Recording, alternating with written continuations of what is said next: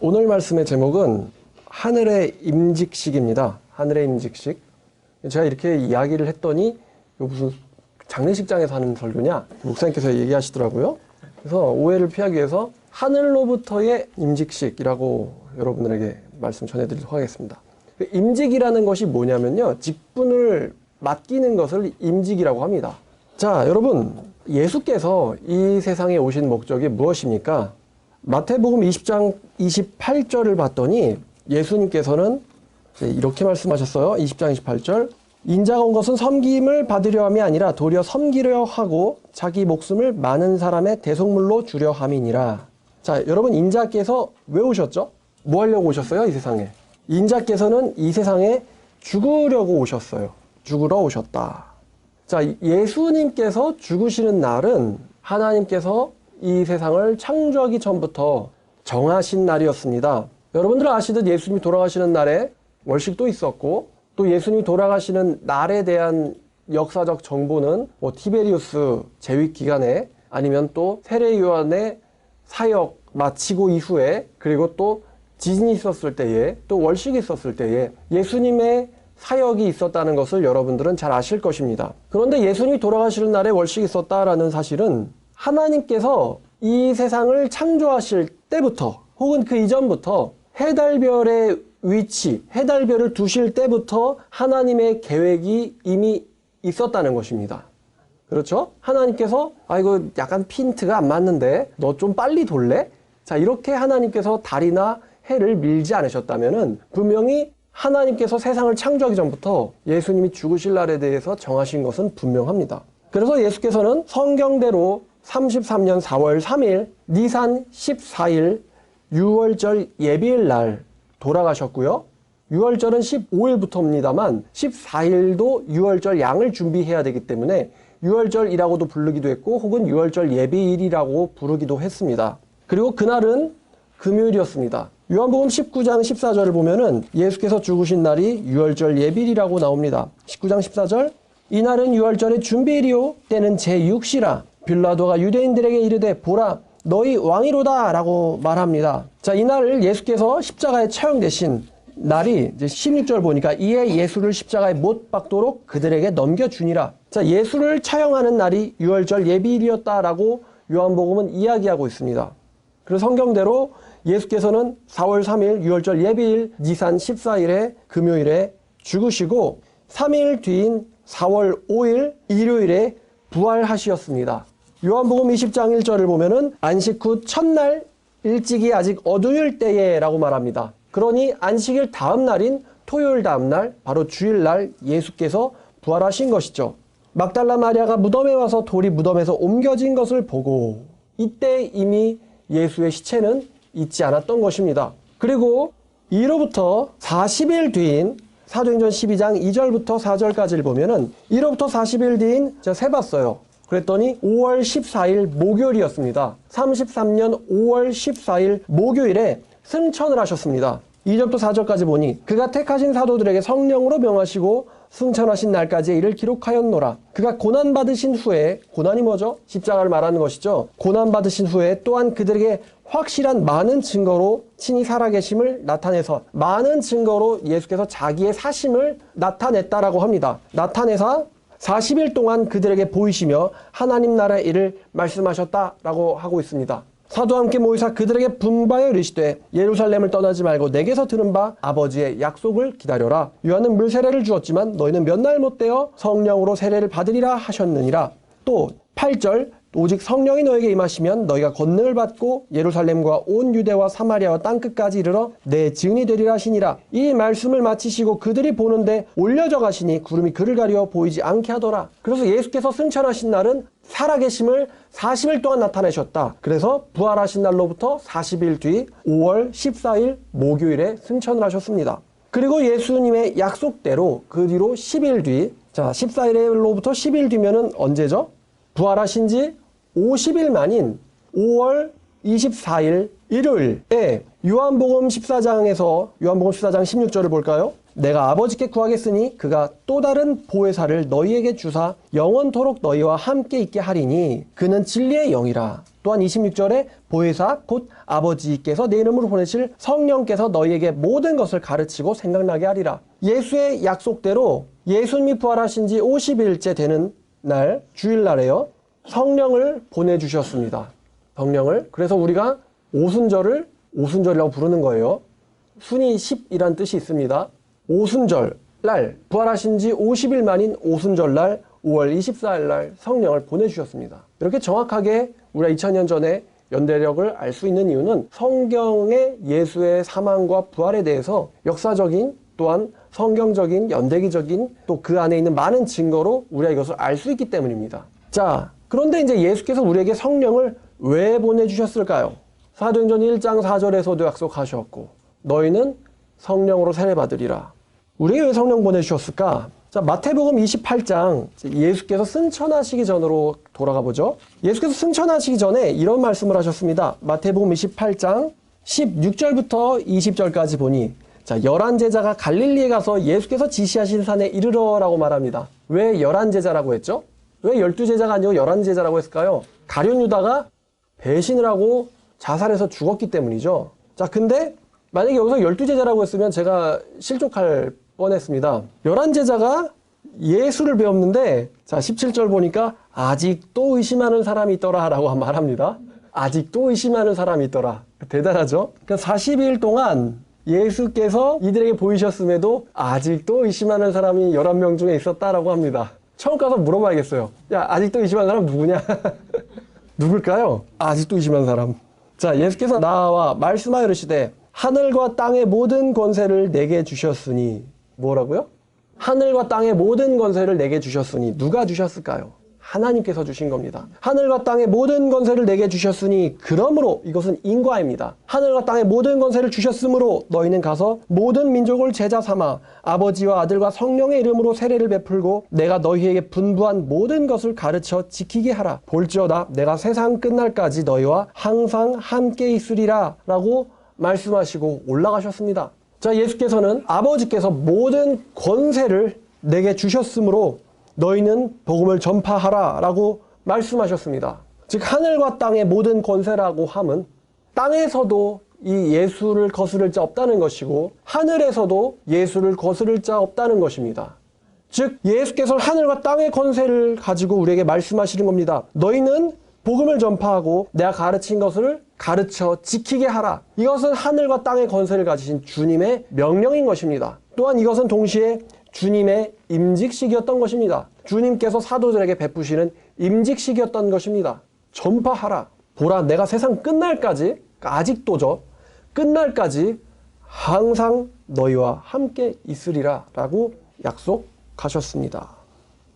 여러분, 사도 바울은 우리에게 이 예수의 보내심에 대해서 너무나도 좋은 가르침을 주고 있는 사람이기도 합니다. 제가 이제 이 말씀을 언제 해야겠다라고 생각했냐면은 지난주에 우리 청년들을 제가 뒤에서 쭉 보면서 우리 청년들에게 어떤 말씀을 해줘야 될까를 고민하니까 그냥 쓱쓱쓱 떠오른 것이 바로 이 말씀이에요. 그렇다고 청년들만 이 말씀을 들으라는 것은 아닙니다. 노년도 들으셔야 되고 중년도 들으셔야 하고요. 어린이도 들어야 합니다. 하나님께서는 죽은 자와 같은 우리에게 무엇을 주시냐? 바로 사명을 주십니다. 왜 죽은 자와 같이라고 이야기를 했냐면요. 여러분, 사명이 없는 사람은요, 죽은 자나 마찬가지입니다. 사명이 없는 사람, 열정이 없는 사람, 미래가 없는 사람, 꿈이 없는 사람은요, 살아있어도 산 것이 아닙니다.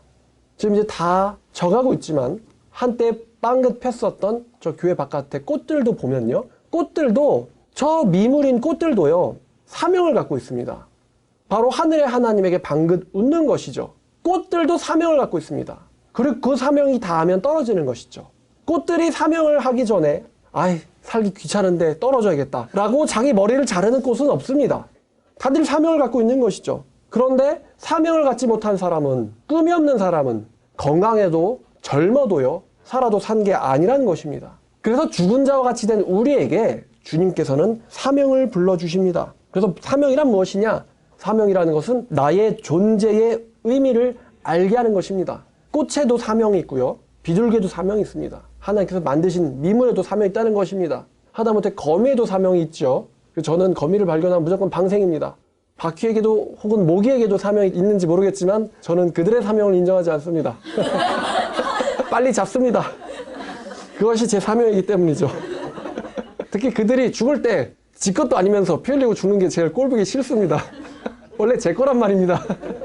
자, 사명이란 존재의 의미를 깨닫게 하는 것이다. 그런 거로 사명을 아는 자는 존재를 아는 것이요, 사명을 모르는 자는 존재를 모르는 것입니다.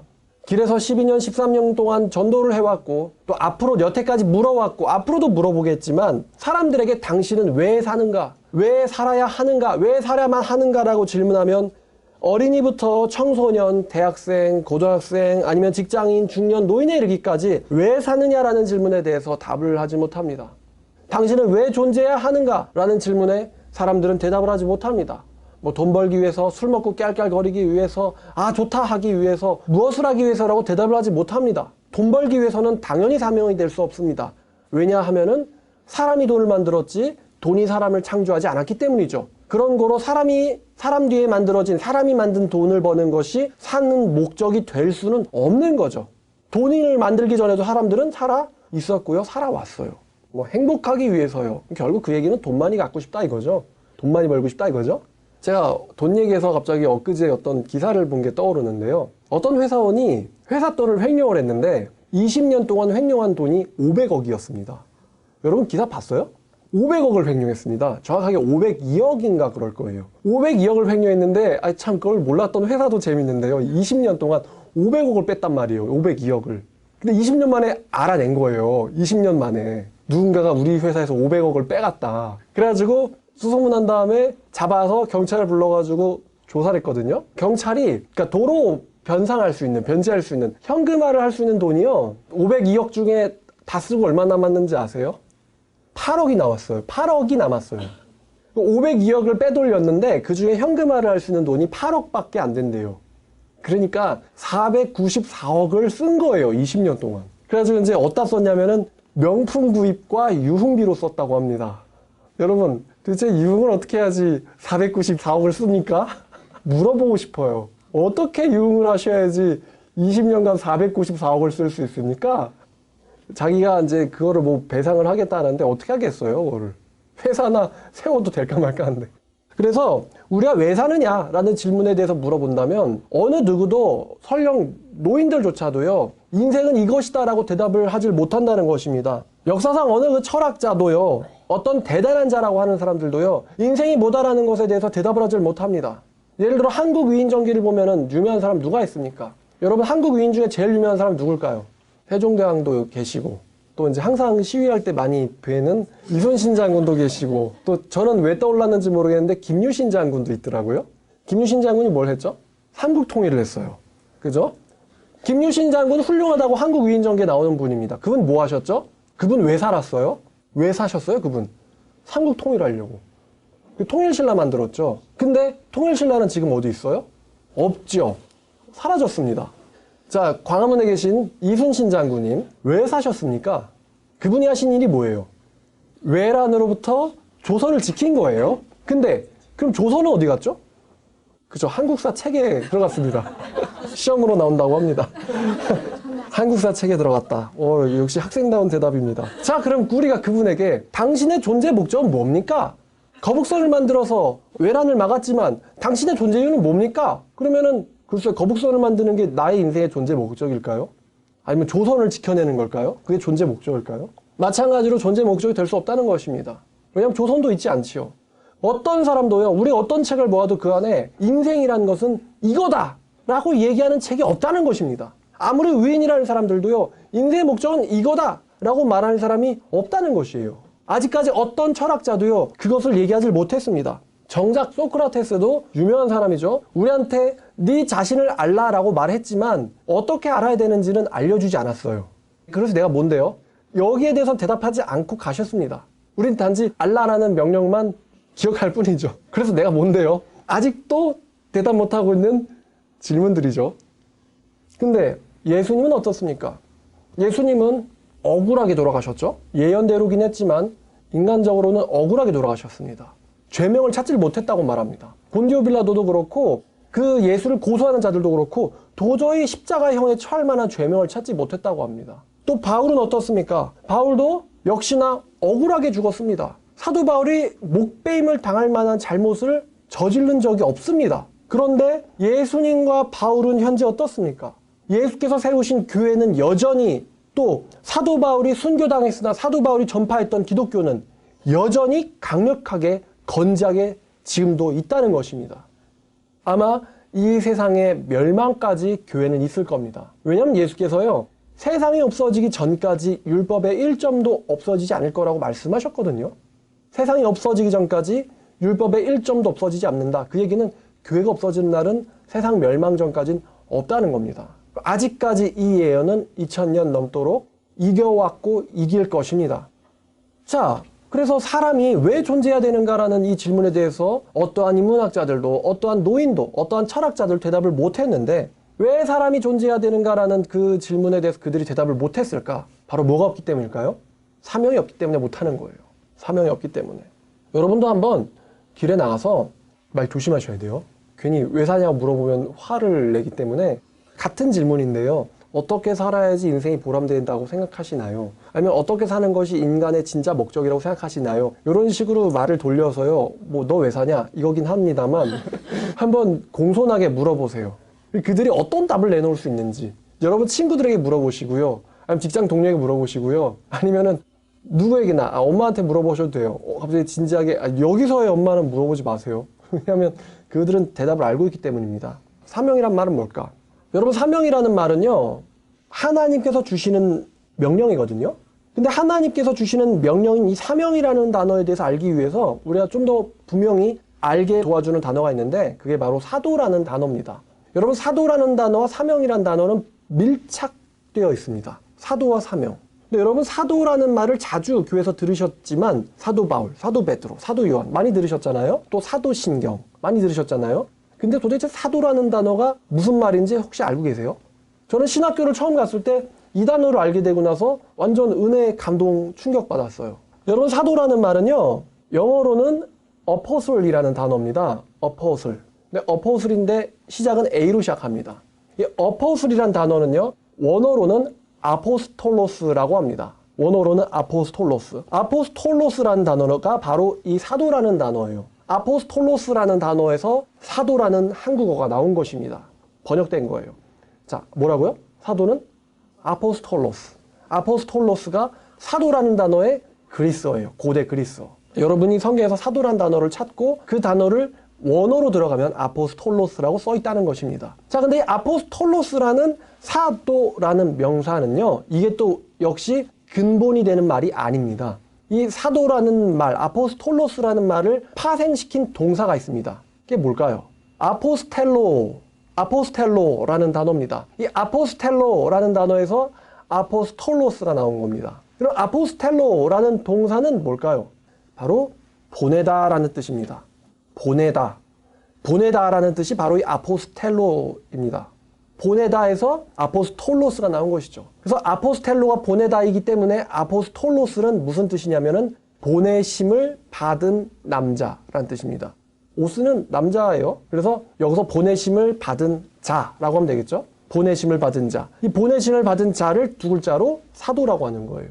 당연하겠지만 이 보내심을 받은 자라는 것은 보낸 사람이 있다는 거 아니겠어요? 보낸 사람이 있으니 보내심을 받은 자라는 말이 있는 거죠. 그럼 누가 보냈다는 걸까요? 하늘이 하나님이 보냈다는 겁니다. 조선시대 국왕이 보내도 권세가 있어요, 없어요? 있죠. 그럼 카이사르, 고대 로마의 카이사르가 보내면요, 역시 권세가 있습니다. 그런데 그 권세가 얼마나 크겠습니까? 로마의 카이사르가 보냈다. 그러면 무시무시하겠죠? 여러분, 배너에서 유다 배너가 나중에 이제 집정관의 아들이 된 다음에 돌아오니까 그 친구이자 원수인 애가 함부로 할 수 있어요, 없어요? 없죠. 함부로 못합니다. 자기보다 더 고위 직급에서 왔거든요. 함부로 못해요. 로마에서 보내심을 받은 자도 그런 힘이 있는데, 하물며 하늘의 하나님께서 보내셨다라는 이 말에 얼마나 힘이 있는지. 그래서 사도된 라고 하면 끝나는 거예요. 분쟁이 끝나는 겁니다. 사도된 나 바울은 이러면요, 분쟁이 끝나는 거예요. 사도인 나 베드로는 그러면 교회 분쟁이 끝나는 겁니다. 뭐 세상법에서 어쩌고, 뭐 나 옆에 사람들 어쩌고, 모든 분쟁이 사도된 이렇게 하면서 말하면 끝나는 겁니다. 왜냐하면 그 사람을 보낸 사람이 누구예요? 하나님이기 때문이죠. 그러면 그 사람에게 거역하는 건 누구에게 거역하는 거예요? 하나님에게 거역하는 거예요. 아나니아 삽비라가 누구한테 거짓말하다 죽었습니까? 베드로한테 거짓말하다 죽었습니다. 그들이 베드로한테 거짓말했을지 몰라도 베드로는 말합니다. 너희가 하나님을 속인다. 그래서 바로 그 자리에 죽고 말았어요. 그런 권세가 바로 사도들에게 있다는 것입니다. 왜냐? 하늘의 하나님께서 보내셨기 때문입니다. 근데 이 사도란 말이 되게 거창한 말이지만 위대한 단어지만요. 사실 그 뜻을 따지고 보면 뭘 받은 자란 뜻이라고요? 보내심을 받은 자란 뜻입니다. 우리가 그런 보내심을 받은 자라는 단어를 사도라는 말로 해서 예수의 그 12 제자에게 그 단어를 붙여서 이해하고 있는 것이죠. 그럼 하나님께로부터 보내심을 받았다면 우리가 그 12 사도라고 하진 않겠지만 그들도 역시 보내심을 받은 자 아니겠습니까? 그러면 하나님께서 지금 여기 예수께서 하늘의 권세를 나에게 주셨으니 너희들은 복음을 전파하라라고 말씀하셨을 때 이 말은 12명한테만 한 말일까요? 만약 이 말이 12명한테만 한 말이라면 마태복음 28장에 써 있을 이유가 없습니다. 12명한테만 한 말이라면요. 그냥 걔네들한테만 말하면 되지 굳이 기록으로 남길 필요가 없다는 것이죠. 그럼 기록으로 남았다는 것은 이 말은 12명에게만 한 말이 아니라 우리들에게도 이 성경을 읽는 모든 사람들에게 모든 제자들에게 예수께서 사명을 주고 보내신다라는 것입니다. 그런 의미 때문에 예수에게 명령을 받고 보냄을 받았다고 생각한다면 그 누구든지 보내심을 받은 자가 될 수 있는 것입니다. 그렇다고 우리가 내가 사도이기 때문에 너희가 나에게 잘해야 된다 이렇게 말하면 안 되겠지만요. 그들은 단지 메신저일 뿐 하나님의 메시지를 전달한 메신저일 뿐 사도 자체가 대단한 건 아니죠. 사도들이 대단한 이유는 사도를 보내신 하나님 때문이지 사도들 자체가 대단하기 때문은 아닙니다. 즉 사명을 맡겨주신 분이 대단하시기 때문에 그 권세가 그들에게도 내려간 거죠. 얼마 전에 좀 슬픈 기사를 봤는데 인천에서 일가족이 자살을 했습니다. 부모랑 외동딸인 것 같은데 자살했어요. 외동딸이 자살했는데 4명이 죽었다고 나오길래 기사를 읽어봤더니 4명 중에 1명은 이제 죽은 딸의 친구였어요. 경제적인 어려움을 호소하는 유서가 있었다고 합니다. 딸의 나이를 봤더니 20살이었어요. 20살밖에 되지 않는 우리 대안의 딸이 자살했습니다. 어쩌면 이게 우리나라 한국의 실체일지도 모르죠. 경제적인 어려움을 토로했다. 뭐 상상이 안 가는 건 아닙니다. 보통 자살이 쉬운 건 아니거든요.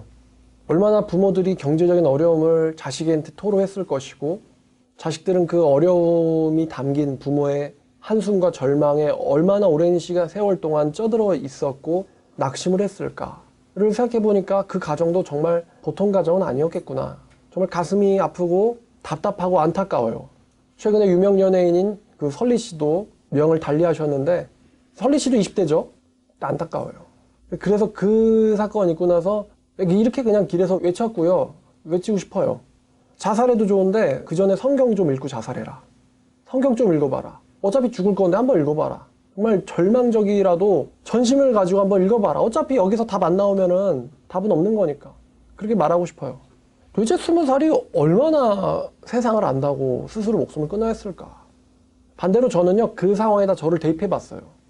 만약에 정말 경제적인 엄청난 어려움이 있어서 뭐 제 명의로 제가 제2금융권 혹은 뭐 일수, 사채 이런 빚까지 지면 안 되겠지만 지게 될 정도로 경제적인 어려움이 도대체 뭘 해야지 그렇게 지는지 좀 궁금은 합니다만 만약에 졌다고 했을 때 매일같이 경제적인 압박이 들어올 때 그때 나도 죽으려고 할까? 정말 죽고 싶을 정도로 힘들겠지? 그래서 정말 나도 자살할까? 생각을 했는데요. 곰곰이 생각해보니까 아니다예요. 분명 힘들겠지만요. 어떻게 해서든 살아남을 겁니다. 왜냐하면 저에게는 사명이 있기 때문이죠. 살아야만 할 이유가 있기 때문입니다. 살아야만 할 이유가 있기 때문에 죽을 수 없다예요. 그러니 뭐 몇 년을 좀 고생해서 변제 처리를 하더라도 개인 파산 신청이든 무슨 신청이든 해서 몇 년이 걸리더라도 다시 일어날 거예요. 왜냐하면은 살아야만 할 이유가 있기 때문에 죽을 수 없다는 겁니다. 비록 인생은 고통스럽고 힘들어도 아직 죽을 수 없다는 거예요. 하나님께서 맡겨준 사명이 있기 때문에. 사명이 있는데 자살을 왜 합니까? 하나님께서 보내신 목적이 있는데 자살을 왜 합니까? 여러분 베드로나 바울이 감옥에 갇혔다. 너무 낙심된다라고 자살하였습니까? 사명이 있는데 왜 죽냐 이거예요. 감옥에 갔는데 이것도 하나님의 뜻이라면서 기뻐하고 찬송했습니다. 바리새인과 이제 관리들이 이스라엘 관리들이 베드로가 성전에서 막 설교를 하니까요. 잡아들인 거예요. 이것들 뭐냐? 나사렛 이단이다. 잡아들여가지고 자기들은 백성의 관리들 아닙니까? 그러니까 뭐가 있어요? 힘이 있죠. 권세가 있죠. 그래서 자기의 이제 힘을 보여주면서 사회적 위치를 보여주면서 혹은 무기를 보여주면서 위협을 하는 거예요. 위협을 하는 거예요. 위협을. 너네들 이거 계속 전하면은 죽여버리겠다. 막 겁을 주는 거예요. 겁 주는 거예요. 그래서 베드로가 겁먹었나요? 베드로 겁먹지 않았어요. 베드로가 대답한 게 있는데 하늘의 하나님 앞에서라고 말을 시작합니다. 하늘의 하나님 앞에서 너희의 말을 듣는 것이 하나님의 말을 듣는 것보다 옳은가? 너희는 판단하라. 우리는 보고 듣고 한 것을 전하지 아니할 수 없노라. 라고 그냥 나몰랑 이렇게 얘기를 해버립니다. 하늘의 하나님 앞에서. 그러니까 지금 그들은 어디에 서 있다는 거예요? 하나님 앞에 서 있다는 겁니다. 그러니까 하나님 앞으로 올라갔든가 아니면 하나님이 그들 앞으로 내려오셨든가 하나님 앞에서 너희의 말을 듣는 것이 옳은가 하나님의 말을 듣는 것이 옳은가 너네가 판단해라. 너네들이 지금 나에게 뭔가를 보여주면서 위협하잖아. 근데 그 위협은 나에게 아무 소용이 없는 거야. 왜냐면 하늘의 하나님이 나에게 뭘 주셨기 때문에?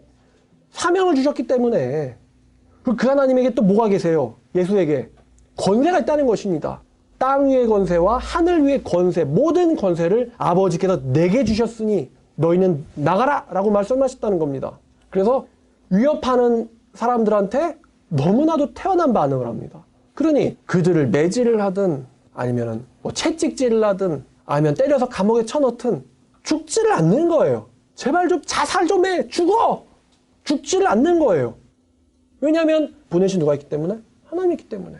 심지어 베드로나 바울 막 온 군중이 모여가지고 저런 자는 살려둘 필요가 없다라고 티끌을 날리면서 막 옷을 찢고 발리광을 했을 때도 속상하다. 죽고 싶다. 이렇게 말하지 않았다는 것입니다. 왜냐하면 온 군중이 그들의 존재를 반대할지라도 저런 자는 살려둘 필요가 없다. 존재를 반대할지라도 바울이 뭐라고 생각합니까? 내 뒤엔 누가 계신데? 하나님이 계신데 성령이 함께 계신데 도대체 저 먼지 같은 것들은 뭐냐? 그죠? 그러니까 니네 이스라엘 전체가 반대를 하든 하나님이 날 보냈으면은 너네들이 몇만이든 몇십만이든 의미 없다 이거예요. 그 바울 죽이라고 했던 걔네들 어떻게 됐어요? 2000년 동안 벌 받았죠. 벌 받은 게 맞죠. 하나님이 보내신 메시아를 처형하고 사도들을 박해했다. 처형 33년 했잖아요. 33년에 처형해놓고도 30년 넘도록 회개했어요? 안 했어요? 회개 안 했어요. 하나님께서 회개하라고 30년 넘게 기회를 주신 거예요? 안 주신 거예요? 주신 거예요. 그래서 예루살렘에서부터 교회가 일어났던 거예요. 아마 그 당시 사람들은 예루살렘 교회, 즉 자기들 입장에선 이단이었겠죠. 예루살렘 교회가 뭘 가르쳤고 뭘 주장했는지 자기들이 너무 잘 알 거예요. 심지어 반대했던 사람들도 예수를 보고 예수의 가르침을 듣고 심지어 그들 중에서는 예수가 만들어준 떡을 먹고 예수가 고쳐준 병자들과 같이 지냈던 사람도 분명히 있었을 거예요. 근데 믿지 않았죠. 그래서 하나님의 진노가 66년에 그들에게 임했고 결국 3년 반 만인 70년에 걔네들 멸망하고 말았습니다. 그리고 2000년 동안 뿔뿔이 터졌죠. 그러니까 바울을 죽이겠다고 한 애들은 다 어디 갔습니까? 다 사라져버린 거예요. 하나님이 가만 안 두셨던 거예요. 끝까지 회개 안 하고 또 내 종을 박해한다 이거지. 그래서 사명이 있는 자는요 절대로 자살할 수가 없어요. 사명을 맞춰야지.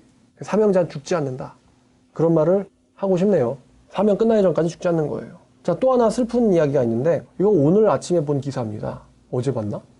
어떤 60살의 노인도 아니에요. 60살의 남자가 자기 아내랑 딸을 살해했어요. 자기 아내랑 딸을 살해하고는 재판을 받았는데 징역 30년형이 나왔다고 합니다. 그러니까 60살에서 징역 30년이면 몇 살에 나온다는 거예요? 90대에서 나온다는 거죠? 저 이거 보고 참 황당한 거예요.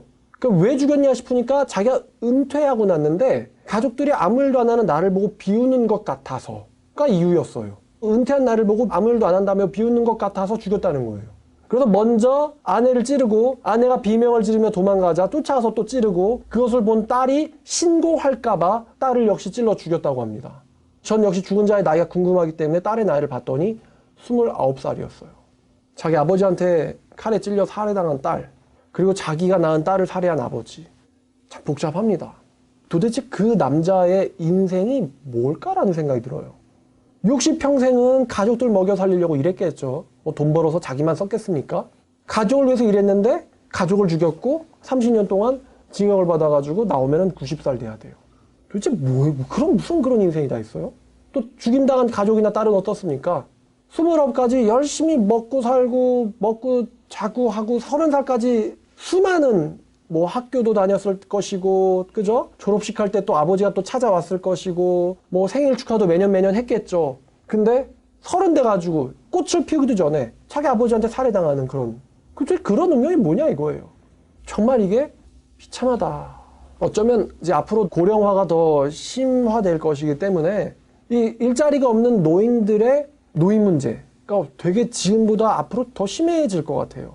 무시받는다. 그러니까 이제 남자들이요, 자기의 존재의 의미가 뭐냐? 그랬을 때 아무 생각 없이 일만 한 거예요. 좀 생각을 해야 되는데 아무 생각 없이 일만 한 거예요. 그럼 여러분, 회사에서 일하는 게 인간의 존재 목적일까요? 그럼 은퇴하고 사명감 없다고 살인자가 된 그건 뭐죠? 회사는 여러분에게 사명감을 주질 못해요. 그죠? 회사가 망하면 어디 가서 일합니까? 지금 뭐 어디도 뭐 정규직 전환해달라고 뭐 시위하고 있다고 하는데 회사가 주는 건 진짜 사명이 아닙니다.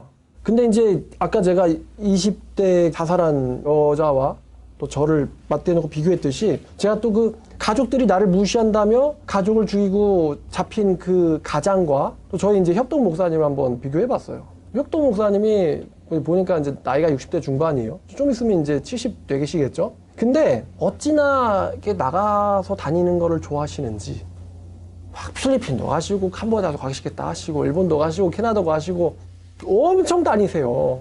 그러니까 뭐 이제 다른 가족들처럼 뭐 이제 늙어가지고 뭐 해외여행 가야겠다 이런 것보다 훨씬 유익하죠. 돈을 쓰더라도 자기가 즐기려고 돈을 쓰는 게 아니라 가서 복음 전하려고 돈을 쓰거든요. 얼마 전에 제가 뭐 영어 몇 마디를 알려드렸더니 이거를 외워서 나가서 전해야겠다며 저한테 자꾸만 반복하라는 거예요. 그래서 반복하다가 야 이건 사람이 할 짓이 아니다. 제가 아예 그냥 녹음기를 켜고는 녹음기에다가 말을 한 다음에 녹음해서 드렸어요. 이거 들으시라고. 그러면 이제 서로 편할 것 같다고. 그러니까 좋대요. 제가 그 영어로 알려드린 네 문장은 하나님의 심판이 오고 있습니다. 여러분은 심판받을 준비됐습니까? 예수 믿고 하나님의 진노로부터 구원받으세요. 이런 문장이었거든요. 요거 간단한 문장이었는데 요거를 영어로 알려드렸어요. 그러니까 영어도 배우겠다. 또 해외에서 선교하겠다. 또 복음을 전하겠다. 또 아픈 사람 있으면 또 아픈 사람들에게도 말씀을 전하고 그들에게 기운을 북돋아 주겠다. 이 사명을 갖고 계신 거예요. 그러니까 사명을 갖고 있으니까 막 힘들고 외롭고 심심한데 자식들 어디 가고 이런 게 아니고 오히려 안 계시니까. 그러니까 뭐 가족들이 내가 일하는 게 없고 무시하는 것 같아서 분노해서 이런 게 전혀 없는 거예요. 그러니까 어디 가서 뭐 60대 중반이다 그러면 믿겠어요? 저기 잘 다니시는데. 그러니까 이제 오늘 아침에 제가 본 기사의 가장과 비교가 되는 거예요. 그러니까 사람이요, 사명이 있으면은 어떤 상황에서도 살아나는 거고, 사명이 없으면요, 20살에 몸을 주든 60살에 몸을 주든 40살에 몸을 주든 사명이 없으면은 죽는 겁니다. 얼마 전에 또 수능 끝나자마자 고교생 하나가 뭐 자살했나? 아니 왜 자살하는 거예요 도대체? 수능 시험 보는 게 사명일 수가 있나요? 인간이 수능 만들었지 수능이 인간을 만들었습니까? 수능 인간 만들었어요? 그래서 수능 잘 치는 게 인생의 존재 목적입니까? 아니거든요. 그런데 사명을 모르니까 그 10대의 젊은 몸을 가지고서도 낙심해가지고 자살하는 것입니다. 이 자살 큰 사회 문제예요.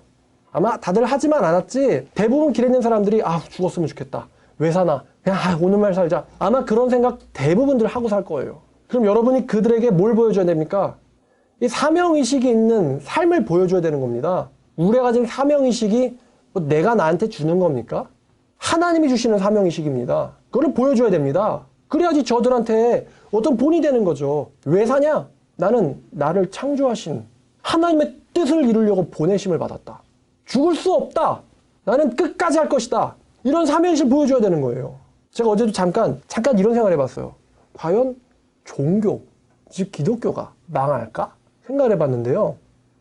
절대 안 망할 것 같아요. 왜냐하니 사람들은요, 여러분 영화나 혹은 연극, 연기라는 것이 없어질까요? 만약에 사람이 정말 어떤 이제 무식한 과학자들 말대로 진화돼서 그냥 생체 로봇 같은 거예요. 생체 로봇. 그냥 우리는 영혼도 없고 그 사람들은 뭐 보이지 않는 거 안 믿잖아요. 영혼도 없고 감정도 없고 뭐 기분 이런 것도 그냥 환상이고요. 환상에 불과하고요. 아예 나의 뭐 사랑이라는 감정 이것도 다 착각에 불과하고 그냥 내 안에 있는 거는 전기가 흐른다 안 흐른다. 그다음 어떤 화학 물질 이런 것밖에 없는 존재라고 해봐요.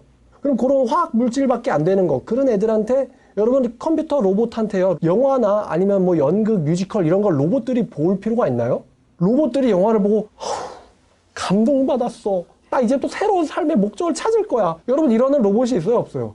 없죠. 근데 사람들은 뮤지컬이든 영화든 그런 걸 보면서 거기서 뭘 느끼냐면 이 전율을 느끼고요. 카타르시스를 느끼고요. 어떤 해방감을 느껴요. 너무 짜릿한 거예요. 그러니까 그것 때문에 돈을 써가면서 영화를 보고 뮤지컬을 보고 오케스트라 같은 거를 들어가는 겁니다. 그런 짓은 인간밖에 안 해요. 짐승들은 절대 하지 않죠. 로봇도 하지 않습니다. 그 가치가 엄청나다는 걸 알고 있기 때문에 이 영화 보고 있는 게 무슨 어떤 물질적인 이득을 줍니까? 정신적인 감동을 주거든요. 그래서 돈을 쓰는 거거든요. 그래서 뭐 저도 한번 연극에 대한 수업을 수강한 적이 있는데 연극의 기원이 뭐 옛날에 제위의식에서 왔을 거다라고 주장하는 사람이 있더라고요. 뭔가를 흉내내는 거죠. 탈을 쓰고. 거기서부터 왔을 거다. 그래서 연극이 발달하고 뮤지컬이 발달하고 영화 산업이 나오고 유명한 영화배우는 여전히 부자일 것이겠죠. 영화가 망하질 않을 것이기 때문에 인간들은 그런 감정적인 감동을 원한다는 것입니다. 근데 그 중에 가장 강력한 감정의 변화는 무엇이냐? 아무리 명화를 보고 나왔다 한들 성령이 역사하시는 감정만큼 변화가 있진 않아요. 성령이 역사하시면은 어떤 영화를 본 것보다도 정말 식지 않은 오랜 감동이 그 사람 평생에 걸쳐서 이어집니다. 성령이 임하시면. 성령의 역사, 거듭남의 역사. 이 불신자들이 거듭남을 한 번이라도 경험할 수 있다면, 그냥 맛보기라도 할 수 있다면 얼마나 전도하기가 좋을까. 야, 이게 거듭남이라는 주사인데 한 번 맞아봐, 한 방. 그러면은 한 발 딱 맞아보더니 갑자기 속 안에서 근심과 걱정과 염려와 그런 게 다 사라지는 거예요. 그러면 갑자기 기분이 싹 좋아지더니만 술도 맞고 싶지가 않고 자기를 중독시키고 올가매던 모든 것들이 다 끊어지면서 그냥 좋은 거예요. 공기만 마셔도 좋고 햇빛만 봐도 좋고요. 낙엽을 봐도 좋고 꽃을 봐도 좋고요. 사람들을 봐도 좋은 거예요. 하다못해 길에 지나다니는 쥐새끼를 봐도 기분이 좋아요. 참 기가 막히다. 집마다 지은 이가 있으되 만물을 지은 이시는 누구다? 하나님이시니라. 하나님의 작품들이구나. 아름답다. 이러면서 그걸 잠깐만 체험할 수 있다면 그럼 사람들이 왜 그런 중독에 빠지겠습니까? 이거 영원히 계속될 수는 없나요? 있습니다. 복음을 듣고 회개하면 됩니다. 좋아요. 분명히 그렇겠죠. 그렇기 때문에 이 종교 혹은 교회, 이 진정한 종교, 진정한 교회, 이 진정한 신앙생활을 한다는 것은 분명 영원히 없어지지 않을 거라는 것입니다. 그 맛을 알기 때문에 어디로 가겠어요? 이제 우리가 여기서. 어떤 사람은 환각 상태에서 오랫동안 있고 싶어서 집 지하실에서 대마를 기르는 사람도 있다라고 하더라고요. 들킬까봐 지하실에서. 근데 또 들켰어요. 어떻게 들켰지? 제가 알고 있겠죠? 그런 사람도 있는데 우리는 지하실에서 대마를 기르지 않습니다. 가슴속에 성령을 모시고 살죠. 하나님께서는 이 벌레와 같은 우리에게, 벌레와 같은 인생에게요, 사명감을 주셨습니다. 사명을 가진 벌레. 성경 우리를 벌레라고 하진 않고요. 질그릇이라고 합니다. 벌레도 하나님 만들었어요. 그죠? 자, 고린도후서 4장을 보시면 4장 5절부터 바울이 이 사명에 대해서 쫙 얘기를 해줘요. 사명감에 대해서. 고린도서 4장 5절부터 18절까지 우리는 우리를 전파하는 것이 아니라 오직 그리스도 예수의 주 되신 것과 또 예수를 위하여 우리가 너희의 종된 것을 전파함이라. 어두운 데 빛이 빛이라 말씀하셨던 그 하나님께서 예수 그리스도의 얼굴에 있는 하나님의 영광을 아는 빛을 우리 마음에 비추셨느니라. 그러니까 우리가 하나님의 영광을 보려면 누구 얼굴 봐야 돼요? 예수의 얼굴 봐야 돼요. 예수의 얼굴을 볼 때 그 안에 하나님의 영광이 비춰지고 있습니다.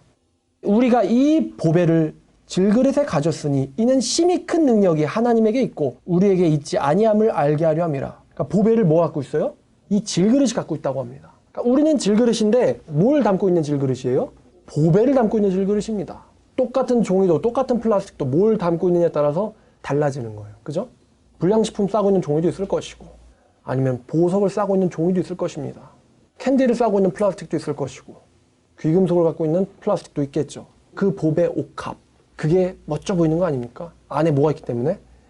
보화가 있기 때문입니다. 그래서 바울이 말해요. 이 보배를 우리 질그릇이 가졌다. 심히 큰 능력이 하나님에게 있고 우리에게 있지 아니함을 알게 하려 함이라. 그래서 바울이 말합니다. 멋있죠? 우리가 사방으로 우겨쌈을 당하여도 쌓이지 아니하며 답답한 일을 당하여도 낙심하지 아니하며 박해를 받아도 버림받지 아니하며 거꾸러뜨림을 당하여도 망하지 아니하며 우리가 항상 예수의 죽음을 몸에 짊어짐은, 예수의 죽음을 몸에 짊어진다는 게 뭡니까? 고난을 몸에다 달고 산다는 거예요. 예수 때문에 일어난 고난을 몸에다 달고 산다는 거예요. 근데 사도 바울이 왜 고난을 달고 살았냐? 매우 영리한 대답을 합니다. 우리가 예수의 죽음을 몸에 짊어짐은 예수의 생명 또한 우리의 몸에 나타나게 하려 함이라. 그죠? 예수의 죽음을 짊어지면 예수의 생명도 나타날 것이다. 우리의 몸에. 우리 살아있는 자가 항상 예수를 위하여 죽음에 넘겨짐은 예수의 생명 또한 우리 죽을 육체에 나타나게 하려 함이라. 그러니까 잠시 살아있다고 생각하는 게 아니에요. 우린 다 죽어가고 있어요. 이 죽어가는 시한부 인생이죠. 이 시한부 인생, 남은 여생 동안에 누구를 전파하면? 바로 예수를 전파하면 예수의 영생이 우리 죽을 육신에 나타나게 된다는 게 바울이 말한 것이었어요. 예수의 생명 또한 우리 죽을 육체에 나타나게 하려 함이라. 그런즉 사망은 우리 안에서 역사하고 생명은 너희 안에서 역사하느라. 기록된 바 내가 믿었으므로 말했다 한 것 같이 우리도 같은 믿음의 마음을 가졌으니 우리도 믿었으므로 또한 말하노라. 주 예수를 다시 살리시니가 예수와 함께 우리도 다시 살리사 너희와 함께 그 앞에 서게 하실 줄을 아노라. 이는 모든 것이 너희를 위함이나 많은 사람의 감사로 말미암아 은혜가 더하여 넘쳐서 하나님께 영광을 돌리게 하려 함이라. 그러므로 우리가 낙심하지 아니하노니 우리의 겉사람은 낡아지나 우리의 속사람은 날로 새로워지는도다. 우리가 잠시 받는 환난에 경한 것이 지극히 크고 영원한 영광에 중한 것을 우리에게 이루게 함이니 우리가 주목하는 것은 보이는 것이 아니요 보이지 않는 것이니 보이는 것은 잠깐이요 보이지 않는 것은 영원함이라. 역설이죠. 보이는 건 잠깐이고 보이지 않는 것은 영원하다. 로마 제국의 영광 어디 갔습니까? 제가 수요일 날에 요즘 계속 제국의 흥망성쇠해서 다 끝났어요. 다 망했어요. 다 망해가지고 뭘 설교해야 되지? 다니엘에 대해서 설교했는데 아시리아도 망했죠. 바벨론도 망했죠. 페르시아도 망했죠. 또 페르시아 멸망시킨 마게도니아 제국도 망했죠. 거기서 기어나온 포톨레마이오스 그 디아도코이들 제국도 망했죠. 걔네들을 멸망시킨 로마 또 쪼개졌고 소로마 애들 고트족 이동하는 바람에 망했죠. 동로마 애들 오스만 제국이 침공하는 바람에 망했어요. 그러면 걔네들 다 멸망시킨 오스만 제국 1차 세계대전에서 지는 바람에 망했습니다. 다 망해버렸어요. 인간들이 세운 제국이라는 게. 그 강력했던 그 권능이 힘이 다 망해버렸다는 것입니다. 얼마나 강한지 셀레우코스 제국의 안티오코스 3세가요. 프톨레마이오스를 침공하니까 로마가요 안티오코스한테요 장군을 보낸 거예요. 그래놓고는 이런 짓을 했다고 합니다. 셀레우코스의 왕이 서 있는데 왕이 서 있는 데다가 작대기로 동그라미를 찍 그린 거예요. 원을 그린 거예요. 그리고 네가 이 원 나가기 전까지 프톨레마이오스한테 보낸 군대를 뺄 건지 아니면 우리 로마 제국과 전쟁할 건지 결정해 라고 셀레우코스 왕한테 장군이 말했어요. 그럼 어떻게 됐습니까? 뺄 걸 결정했어요. 왜냐면 로마 제국이랑 붙어서 살아날 수 없다는 걸 알고 있거든요. 그만큼 강력한 제국이었어요. 로마가. 세상의 모든 길은 로마로 통한다. 팍스 로마나. 어디 갔습니까? 다 망했어요. 근데 그 보이는 것은 잠깐이고 보이지 않는 것은 영원하다. 이 바울은 그 가치를 알고 있었던 겁니다. 마태 13장 44절에 천국은 마치 밭에 감춰진 보화와 같아서 보화를 발견한 것 같아서 숨겨도 기뻐하여 자기의 모든 재산을 다 팔아서 그 밭을 산다고 했습니다. 자기의 재산은 잠깐 있다 가는 거예요. 그런데 그 숨겨져 있는 보화는 무엇입니까? 바로 천국이에요. 저 영원한 거구나. 숨겨도 기뻐하여 돌아와서 그 밭을 사기 위해서 자기 재산을 다 판다고 합니다. 다 판다. 그래서 그 사람이 그 밭을 팔 때 주변 사람들은 분명히 걔를 보면서 욕할 거예요. 저런 한심한 놈 있나 저거. 도대체 저 밭이 뭐라고 자기 전 재산을 팔아가지고 저걸 사는 거야? 저런 바보를 봤네? 이러는데 그 사람은 그런 비아냥거리는 말이 귀에 들려요 안 들려요? 안 들리는 거예요. 이러면서 네가 몰라서 그래. 이러면서 그 밭만 소유하면은 그 안에 있는 보화가 내 거거든. 땅 주인 거야 땅 주인 거. 이러면서 자기 전 재산을 파는데 기뻐한다라고 성경은 말합니다. 그게 천국을 발견한 자의 감정이에요. 기뻐한다는 것입니다.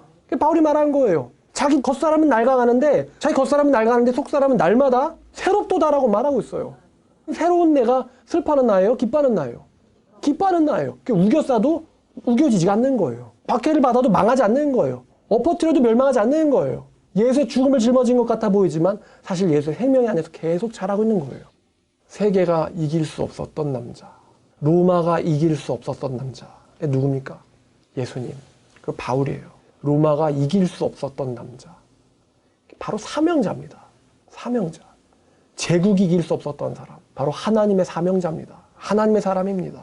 그러니까 여러분이 혹시 경제적인 어려움이나 어떤 어려움 때문에 죽어야 되나? 이런 생각이 잠깐 든다면 한번 사도 바울을 묵상한 다음에 그 사람의 인생을 한번 생생하게 상상해 보세요. 바울이 언제 힘들어 죽겠다 자살하고 싶다 그렇게 얘기했나? 감옥 가서 찬송을 부르니 간수들이 당황했어요. 당황하셨어요? 우리가 여기 있노라. 그죠? 간수가 칼을 빼어서 자결하려고 하는데 도망도 안 가. 왜냐면 하나님을 믿는데 뭘 도망을 가요?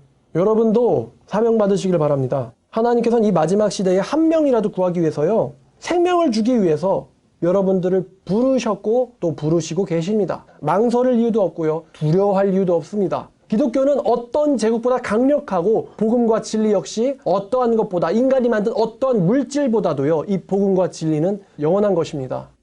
한 점, 1.1획도 없어지지 않을 것이 바로 이 진리입니다. 그러므로 진리를 위해서 목숨 거시길 바랍니다. 눈에 잠깐 보이다 사라질 물질을 위해서 목숨 걸지 말고 진리를 위해서 목숨 거시길 바랍니다. 그래서 많은 사람들이 목숨을 걸었고요, 그들은 성공했고 승리했습니다. 그게 바로 인간의 역사고 교회사인 것입니다. 루터도 보이지 않는 것을 위해 목숨을 걸었고 승리했습니다. 루터를 받겠던 사람들 이름은 우리가 기억하지 못해도 종교개혁자 루터의 이름은 기억합니다.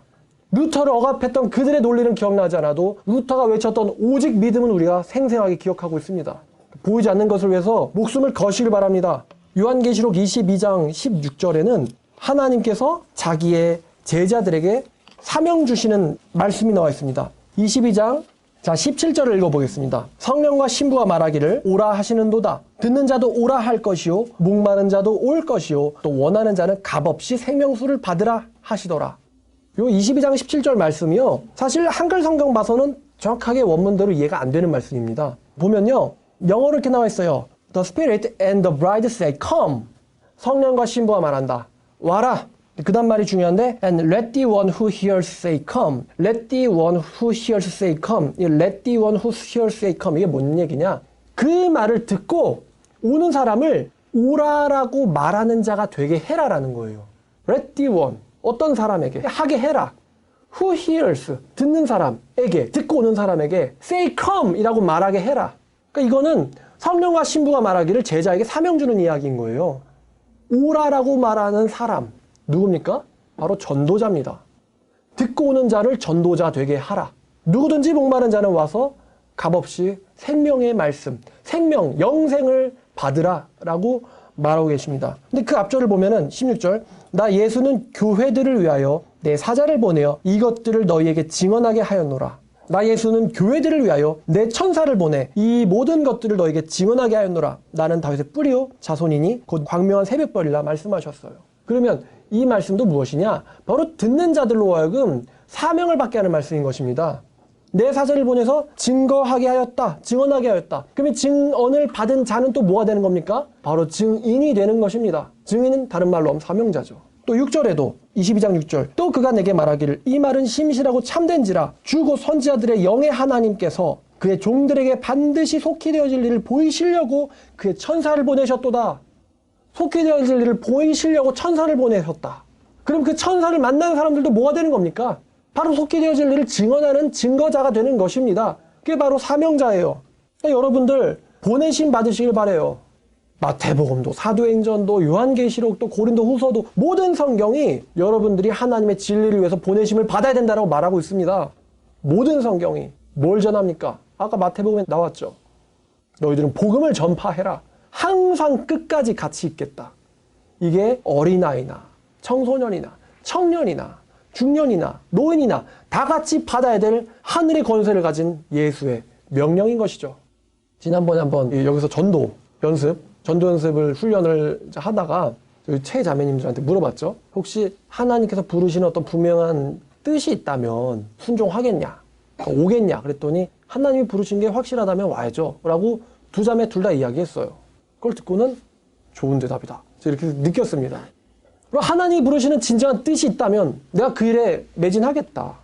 저는 그 대답이 거짓 대답이 아니기를 당연히 바라죠. 그 대답이 그 하나님의 뜻을 우리가 알려주시기만 한다면 그 길을 가겠다. 멋있지 않습니까? 알려주시기만 한다면 내가 그 길을 가는데 목숨을 걸겠다. 멋있는 말입니다. 그분의 뜻이 어디에 들어있어요? 바로 성경 안에 들어있는 것입니다. 분명히 그 길은 있어요. 있어 왔고 지금도 있고 앞으로도 있을 겁니다. 근데 그것을 발견하는 때가 있는 거예요. 나에게.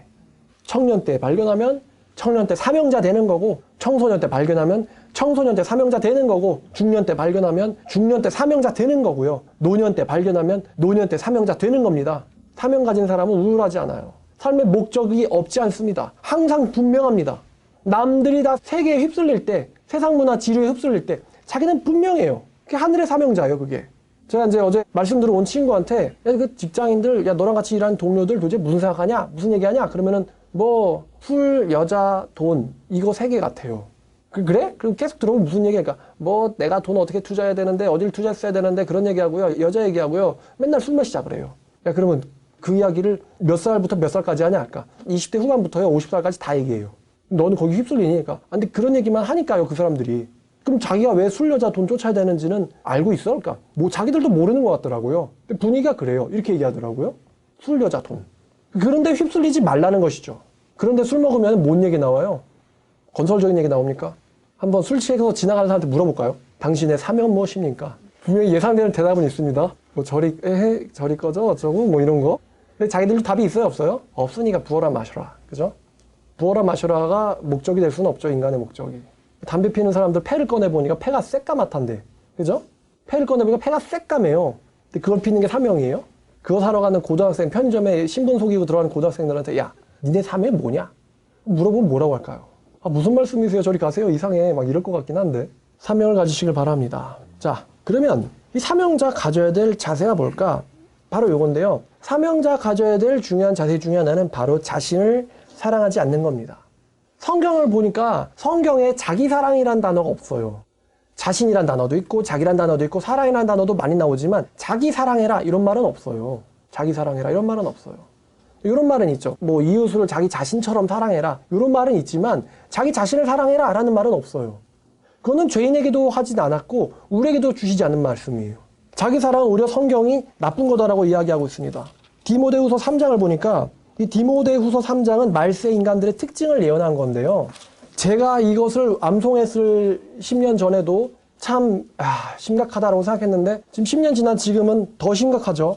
넌 이것을 알라. 말세에 고통할 때가 이르리니 사람이 자기를 사랑하며 돈을 사랑하며 자랑하며 교만하며 비방하며 부모를 거역하며 감사하지 아니하며 거룩하지 아니하며 무정하며 원통을 풀지 아니하며 모함하며 절제하지 못하며 사나우며 선한 것을 좋아하지 아니하며 배반하며 조급하며 자만하며 쾌락사랑을 하나님 사랑하는 것보다 더하며 여기까지인데요.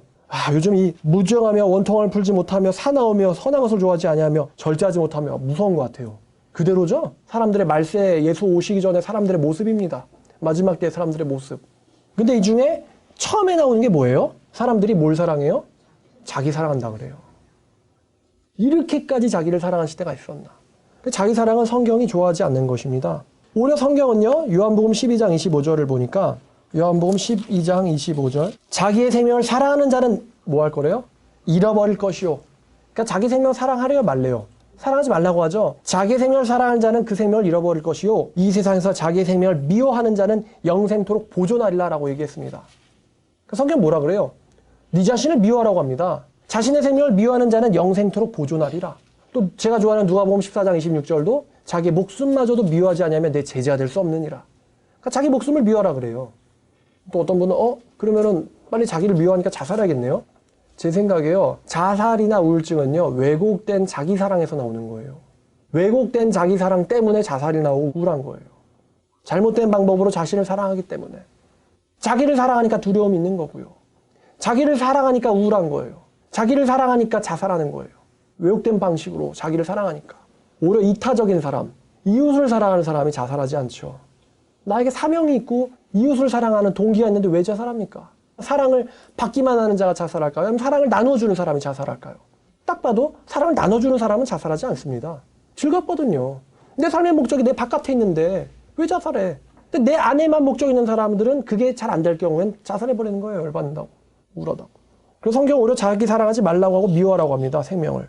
그리고 또한 24절은 이렇게 말합니다. 내가 진실로 진실로 너에게 이르는데 하늘의 미랄이 땅에 떨어져 죽지 아니하면 그대로 있고 하늘 그대로 있고 죽으면은 많은 열매를 맺느니라. 저 이 말씀 볼 때 되게 부담스러웠어요.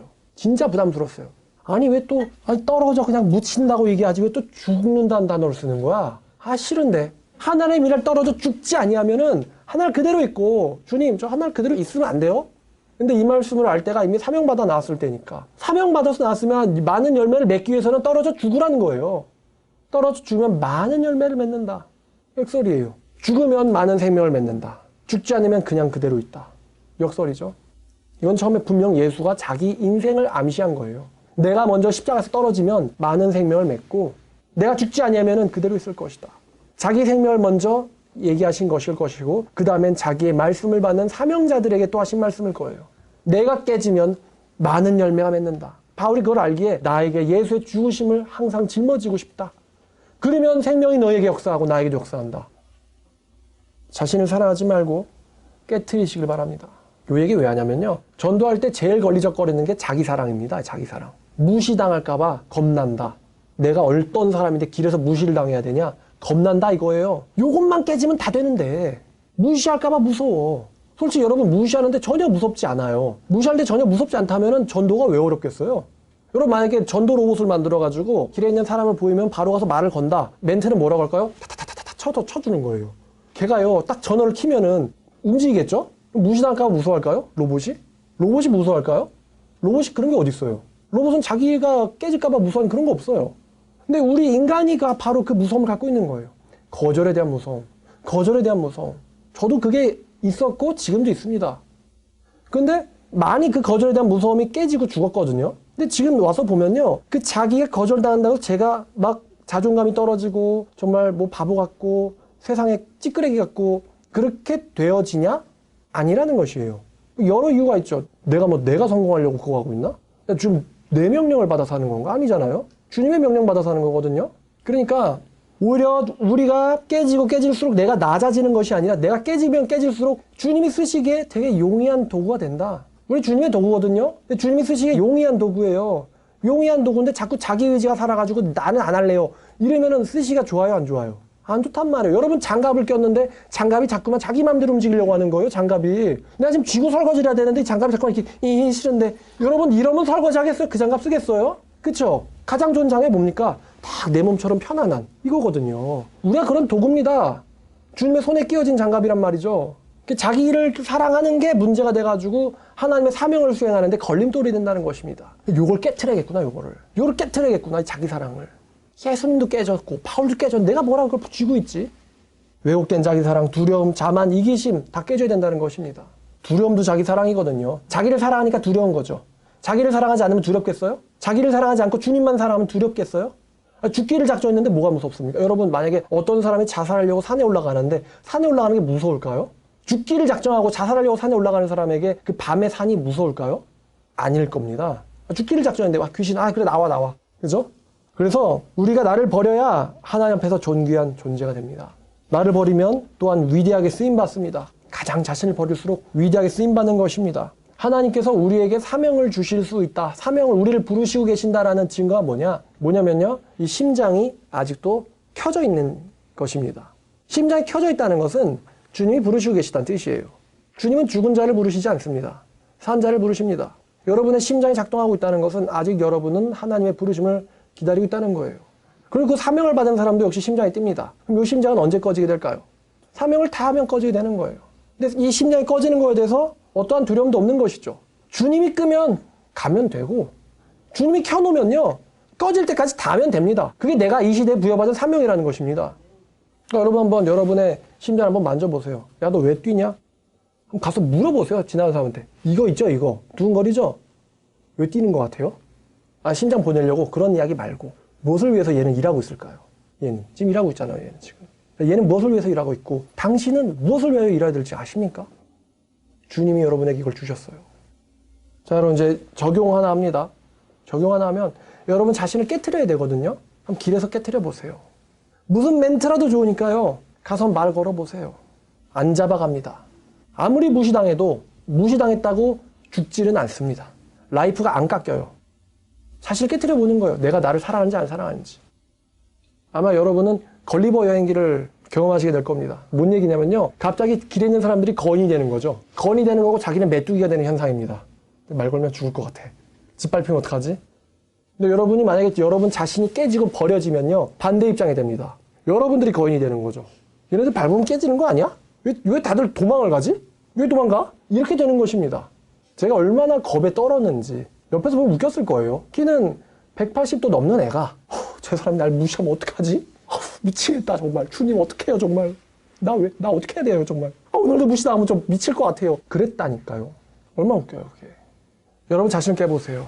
그러면 주님의 사명이 여러분의 죽을 몸에서 나타나게 되고 여러분은 결과적으로 존귀하게 될 것입니다. 다들 지금 길에서 바깥에서 자살 못해서 아우성입니다. 그들에게 사명자 인생을 보여주세요. 당신은 하나님께 창조받은 존재고 하나님 아버지께로 돌아가야 될 의무가 있다. 그분은 우리를 부르신다. 그것을 전할 수 있는 여러분 되세요. 그걸 목표 삼으세요. 이 종교적 희열이 얼마나 짜릿합니까? 하나님께로 귀했다는 것이. 하나님께로 돌아왔다. 집 나간 탕자 돌아왔다. 여러분이 그 희열을 느끼시고 또 느끼게 할 수 있다는 것입니다. 그렇게 쓰임 받으세요. 그래서 자살할 사람들 살려주시길 바랍니다. 너는 하나님의 사람이다. 하나님께서 너를 부르시고 계신다. 영원히 너와 함께 있다고 약속하셨다. 다시 오실 것이다. 너는 그분이 계신 곳으로 갈 것이다. 그게 네가 존재하는 목적이고 이유다. 그리고 너는 그분의 사명자다. 이렇게 전파하시길 바랍니다. 기도하겠습니다. 하나님 아버지 감사합니다. 주님 우리를 사명자로 부르시고 이 죽어가는 세상에서 생명의 말씀을 전하는 종들로 삼아주심에 주님 감사합니다.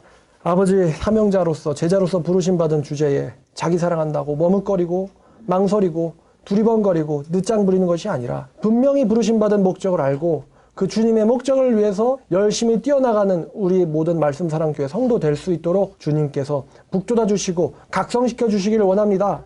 아버지 말씀 읽을 때 말씀이 생생하게 가슴에 사무치게 하시고 주님 기도할 때에 그 기도가 그 말씀이 삶이 되게 하시고 살아나게 하시고 또한 그 살아난 말씀을 우리 심장에 파묻혀서 우리가 그것을 끝까지 전하는 사명감과 각오 가지게 주여 도와주시옵소서. 이 모든 말씀 우리를 보내시는 예수님의 이름으로 기도드렸습니다.